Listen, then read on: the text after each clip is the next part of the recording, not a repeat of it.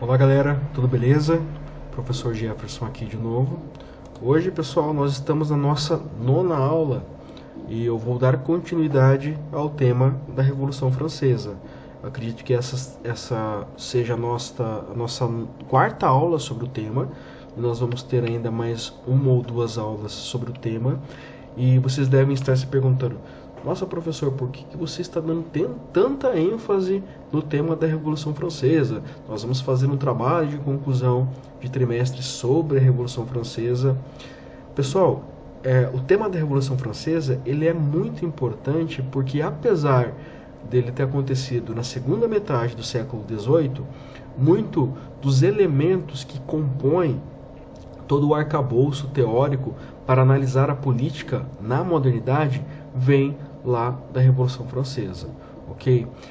A ideia de que nós organizamos uma república ou devemos organizar uma república a partir de uma constituição, de uma carta magna, vem também como influência da Revolução Francesa. A forma como nós entendemos a dinâmica do poder e a distribuição desse poder em setores distintos, os três poderes, por exemplo, também vem da Revolução Francesa. Então, é de suma importância entendermos, sobretudo, qual é a influência da Revolução Francesa na forma como nós compreendemos a sociedade, sobretudo a sociedade moderna, tá? Então, é muito importante, sim, que nós tenhamos uma atenção um pouco maior na Revolução Francesa. Não que os outros temas eles demandem menos atenção ou que eles mereçam menos atenção. Tá? A questão é que a Revolução Francesa ela inseriu uma série de elementos no nosso próprio vocabulário para entendermos o que é o processo político nas sociedades modernas. Eu já falei para vocês também que a Revolução Francesa ela inaugura o Estado moderno. Então, só por este motivo é importante que nós tenhamos essa atenção um pouco maior com o tema da Revolução Francesa, tá? E o próprio material didático de vocês também enfatiza isso, ok? Então, pessoal, eu expliquei para vocês, fazendo uma breve recapitulação de alguns conceitos que já foram apresentados, que em 14 de julho de 1789 ocorreu a queda da Bastilha. Eu também expliquei que a Bastilha representava um centro do poder de Luís XVI, um centro de repressão dos antagonistas, dos opositores do regime monárquico absolutista. Então era um local, um calabouço, onde as pessoas eram torturadas, eram perseguidas e torturadas pelos asseclas do Luís XVI, né, e isso então representava um centro de poder do regime do Luís XVI. Então o povo, quando toma a Bastilha, não só faz isso como uma forma de conseguir recursos, de obter recursos, e é o que naturalmente nós pensamos: a Bastilha era o centro bélico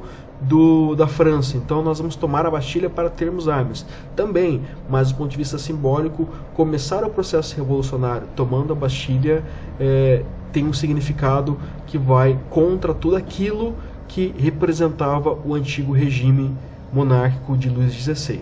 Tá? Então, um mês depois, né, praticamente um pouco mais de um mês depois, é instituída a Declaração dos Direitos do Homem e do Cidadão.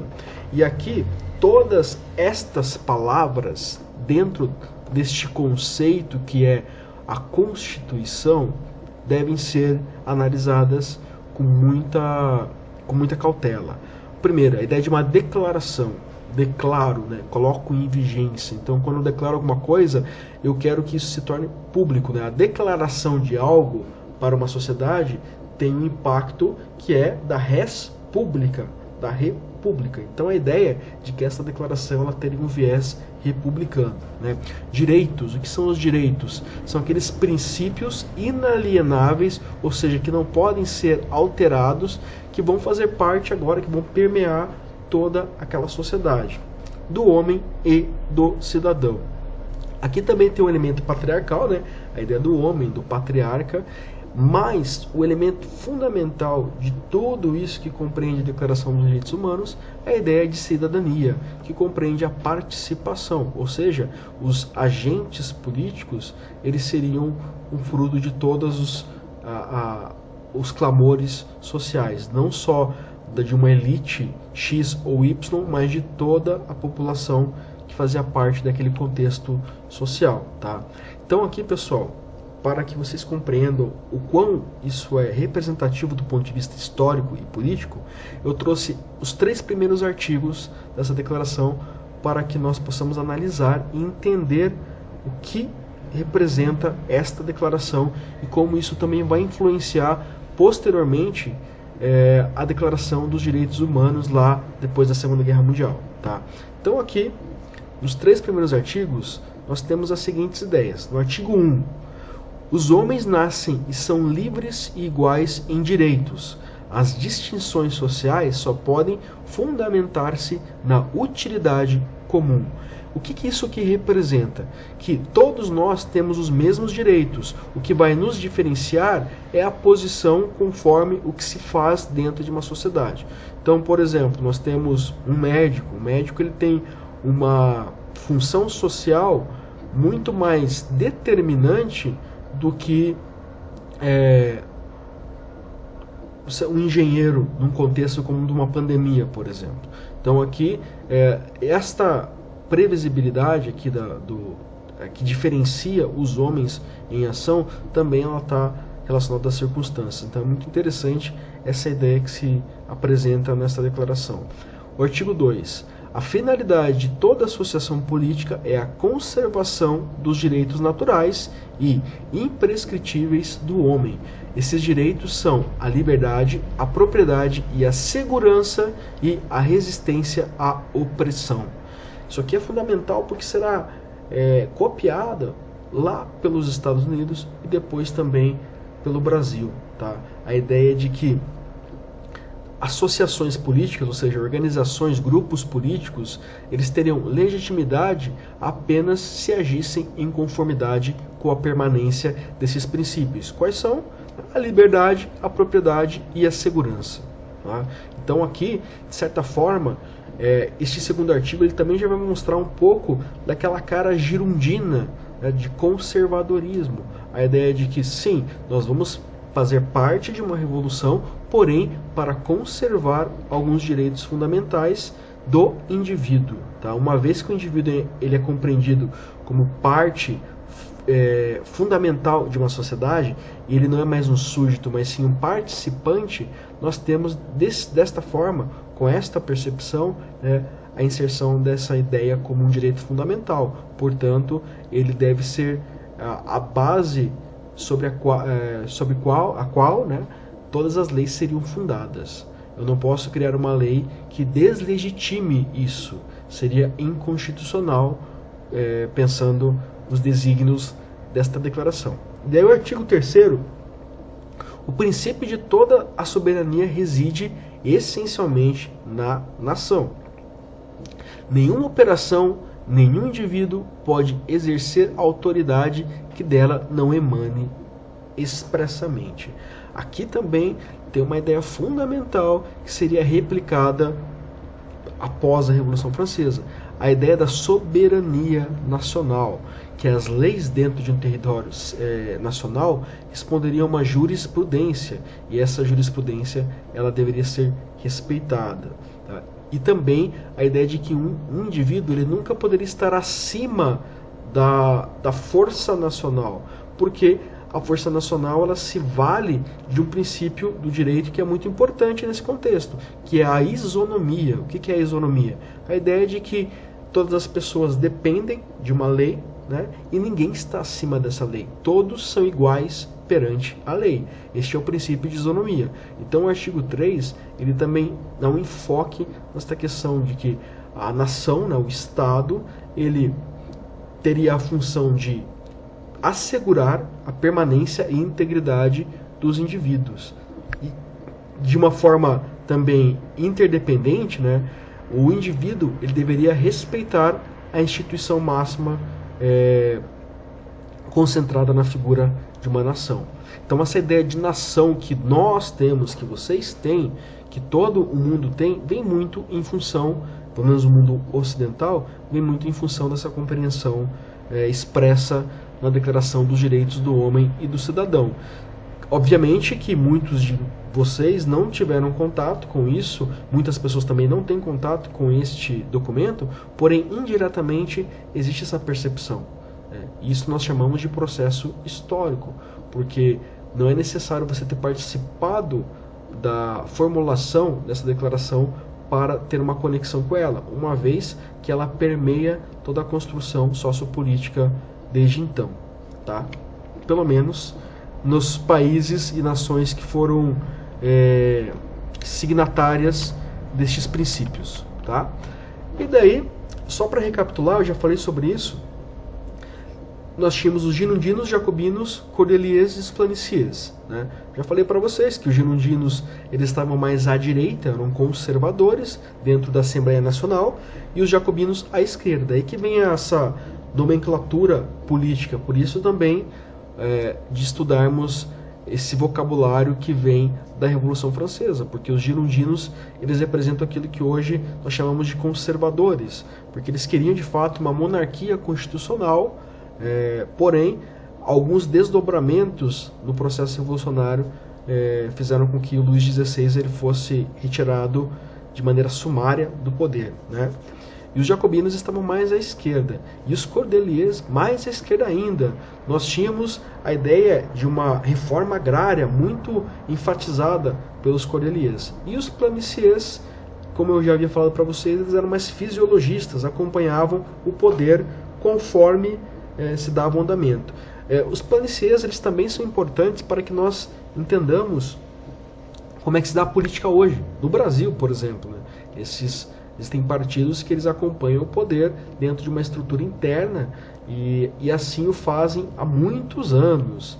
Então os planiciers eles tinham essa função de se manterem apenas na elite, realizando a manutenção dos seus privilégios, ok? Então, pessoal, eu queria que vocês, lá, eu não coloquei aqui a página, mas eu falo para vocês, página 63. Na página 63 tem um primeiro parágrafo ali, que ele é bem sintético e introdutório para vocês entenderem como é que se dá a entrada dos jacobinos no poder. Então, acompanhem comigo, que vou ler bem rapidinho. O rei Luís XVI, acusado de traição à pátria, foi levado a julgamento.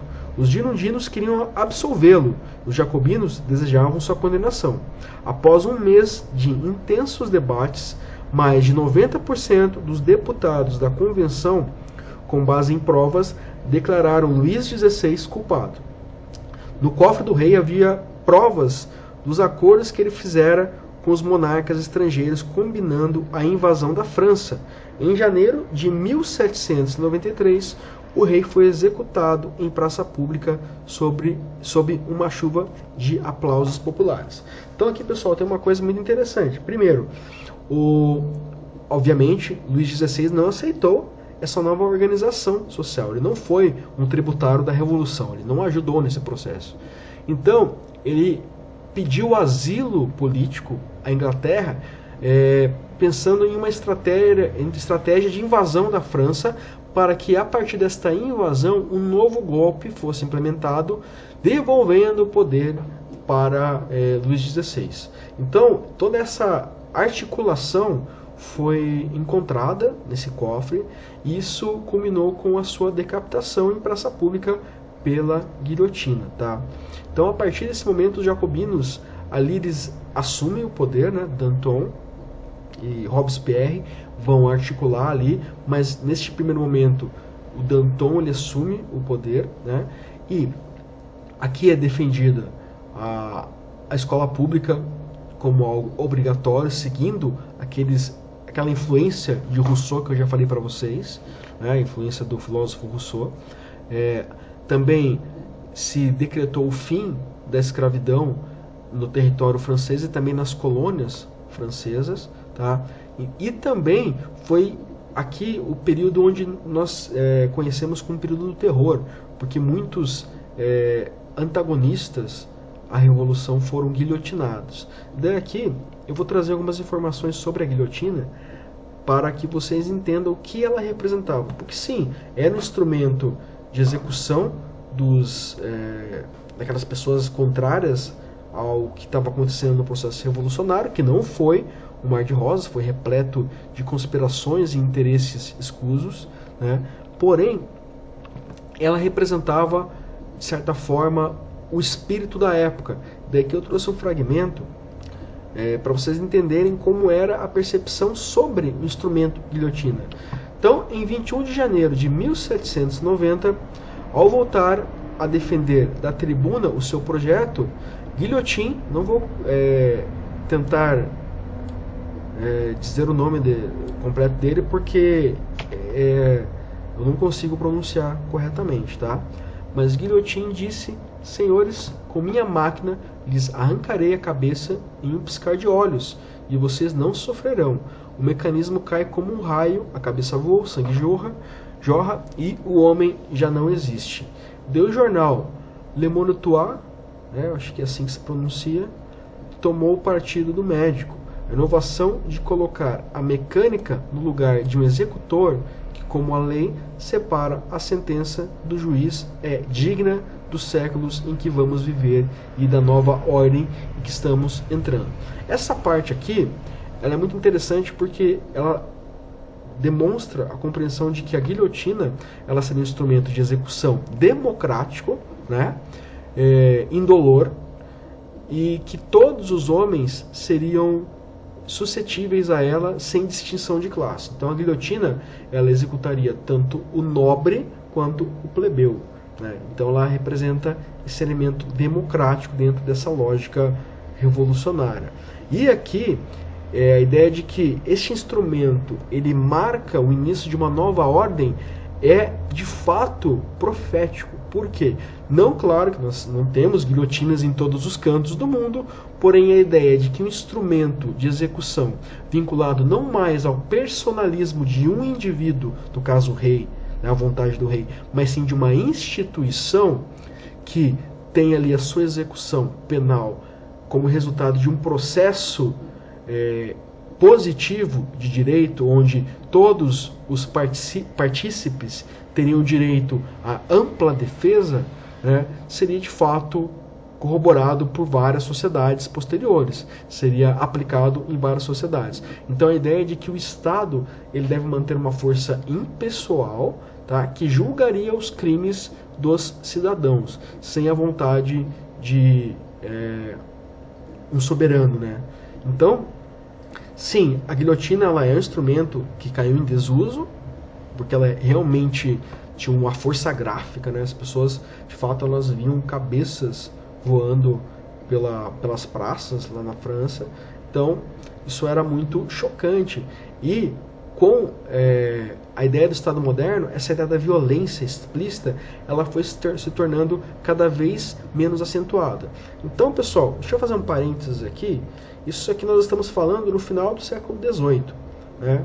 Existe uma compreensão de que quanto mais exposto à violência, as pessoas ficariam mais, digamos, menos sensíveis a esta violência, ou seja, a violência se tornaria mais banal. De fato, isso acontece, isso aconteceu na França, né? Porém, quando você vê a violência em tempo real, como acontecia na França, e todos tinham acesso a essa violência porque ela acontecia de maneira explícita, né?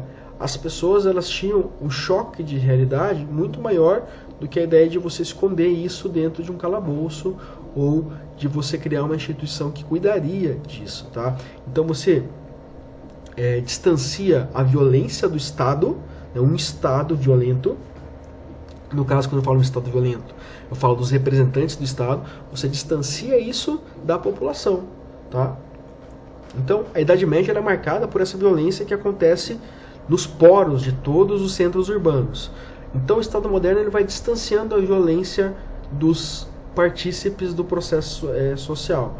Claro, na época, isso surgiu como uma concepção de que o Estado ele deveria representar essa força, esse monopólio da força e da violência, né? ainda era algo explícito. Conforme os anos foram se sucedendo, a violência ela foi se desconectando dos olhos da população e ficando cada vez mais a cargo do Estado. Tá? Então essa é uma ideia que aparece neste contexto, ok? Então, pessoal, é isso, tá? Espero que vocês estejam todos bem e na próxima aula eu vou continuar ainda falando de Revolução Francesa. Eu quero falar um pouco sobre os conceitos da Revolução Francesa e já entrar no processo final que desencadearia a ascensão, com a ascensão, né, de Napoleão Bonaparte. Ok, pessoal? Então é isso. Espero que vocês estejam bem. Um abraço. Até mais.